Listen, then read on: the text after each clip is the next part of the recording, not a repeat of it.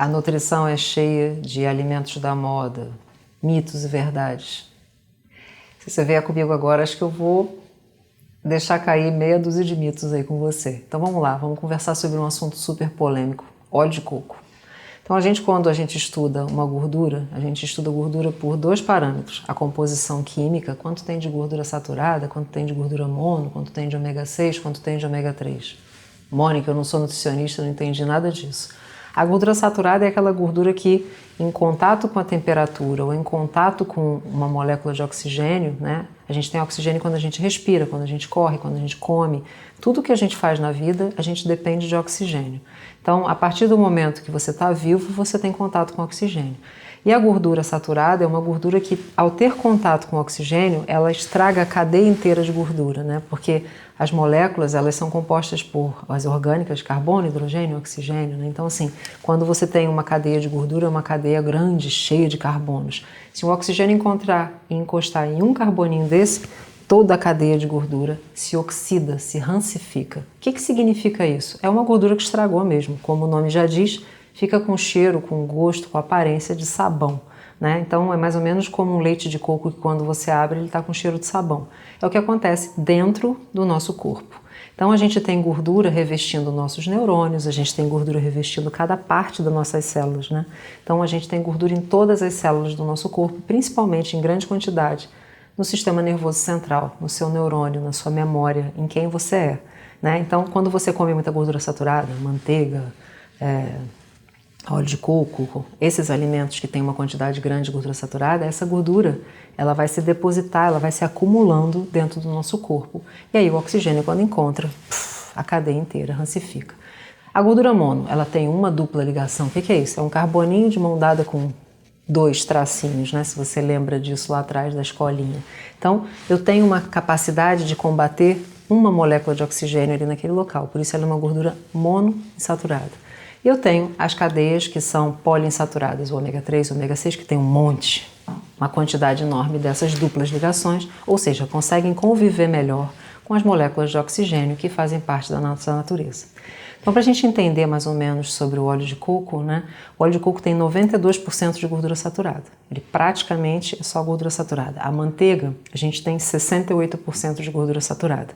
E o resto, os outros 20 e poucos por cento, 26, 27%, são todos de gordura monoinsaturada, ou seja, tem uma dupla ligação. E aí eu tenho, por exemplo, aqui a banha, que é outra coisa que me perguntam muito, né? Então a banha tem 48% de gordura saturada, ou seja, a metade.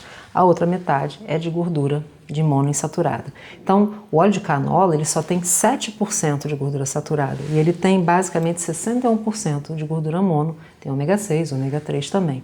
Então se a gente for analisar quimicamente, o óleo de coco é a pior gordura que a gente tem, porque ele tem 92% de uma gordura que se deposita nos nossos neurônios, nas nossas células e que reage intensamente com o oxigênio, causando rancificação, oxidação, ou seja, estragando o nosso tecido. Então, óleo de coco é um dos alimentos que é mito, né, de que seria saudável e que todo mundo sabe que gordura saturada não faz bem. Quem disse isso? Associação Brasileira de Obesidade, Organização Mundial de Saúde, Ministério da Saúde, todos os profissionais sérios, né, Conselho Federal de Nutrição, sabem que a gordura do óleo de coco não é uma gordura boa. Ah, Mônica, mas você falou que a gordura tem duas características. Sim, a composição química, como a gente viu aqui, e a temperatura, porque a maior parte dessas gorduras a gente come na hora de cozinhar. Então, quais são as gorduras que suportam temperatura? Então, o azeite, ele suporta uma temperatura de 185 graus. Ih, Mônica, não entendi nada. A água ferve a 100 graus, não é isso? Todo mundo aprende isso lá no coleginho. Uma gordura ferve a 170 graus. Então, a partir de 170 graus é que eu consigo fazer, por exemplo, uma batata frita. Se o óleo tiver menos de 170, ele não frita a batata. Então é quando ele começa a aparecer aquelas bolinhas igual a água que ele começa a ferver. O azeite suporta a temperatura de 185, ou seja, ele ferve por 7 minutos. Então eu posso cozinhar com azeite, sim. Extra virgem também? Também. O azeite extra virgem ele não tem compostos químicos para extrair a gordura da azeitona, que o azeite é feito de azeitona. O azeite normal, que não é extra virgem, coloca compostos químicos para tirar a gordura da azeitona. Então ele tem um produto industrializado em uma quantidade maior. E o óleo de soja? O óleo de soja suporta 240 graus por 7 minutos. Então ele aguenta uma temperatura mais alta. Mas a gordura ferve a 170. pouca diferença vai fazer na panela na sua casa se está 170, 180 ou 200. Então, a questão é que eu posso ou não cozinhar com azeite? Posso. Ah, Mônica, mas e a gordura saturada? Quanto que ela suporta? Bom, a gordura saturada, ela estraga em temperaturas próximas entre 48 graus e 70 graus, ou seja, dependendo da cidade onde você mora, só de ficar guardado em algum lugar, num depósito quente, a gordura já vai estragar sozinha. Quando você levar para casa, ela já vai estar com gosto de sabão. E é o que acontece exatamente quando essa gordura está dentro da gente. É uma gordura que não suporta a temperatura. Então, óleo de coco não dá para cozinhar. Manteiga não dá para cozinhar.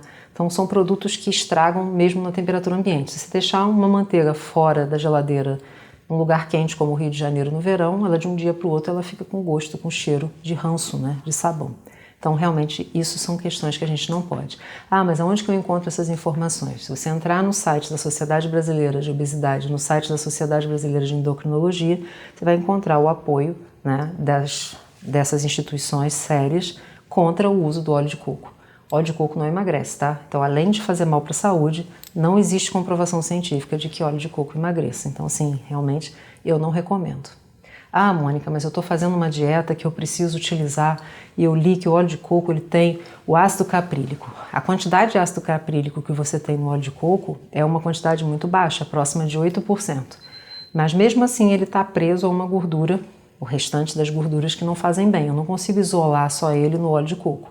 Eu tenho que comprar um produto que só seja o ácido caprílico, ok? Então, assim, são produtos totalmente diferentes. Então, quando você lê um artigo científico dizendo que o ácido caprílico faz bem para a memória, é o ácido caprílico específico, não é o óleo de coco, tá? Então, usar óleo de coco com a tentativa de melhorar a memória ou emagrecer ou outras coisas do tipo, a gente não tem nenhum tipo de comprovação científica para isso, ao contrário, vai fazer muito mal, porque vai se depositar nos seus neurônios e vai gerar uma cadeia de oxidação, uma cadeia de degeneração do seu processo de memória. Então, não é benéfico, tá? Então, é uma coisa que a gente não recomenda.